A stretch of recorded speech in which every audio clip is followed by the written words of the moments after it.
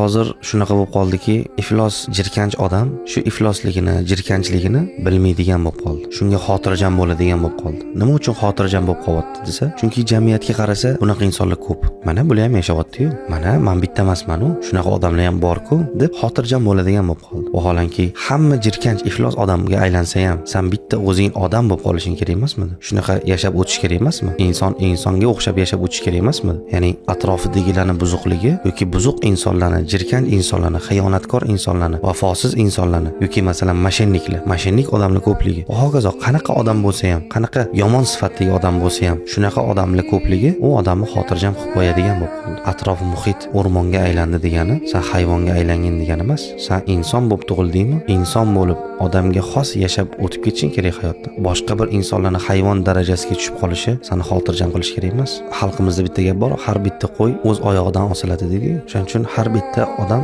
o'zi hayotidan o'zi mas'ul. Falon kishiga ergashib qilib ketdim, hamma ko'piydi, men ham qildim deb bo'lmaydi. Insonda yaxshi bilan yomonni ajratish degan sifatlari bor. Atrof muhit o'rmonga aylandi degani, sen hayvonga aylanib ketgin degani emas.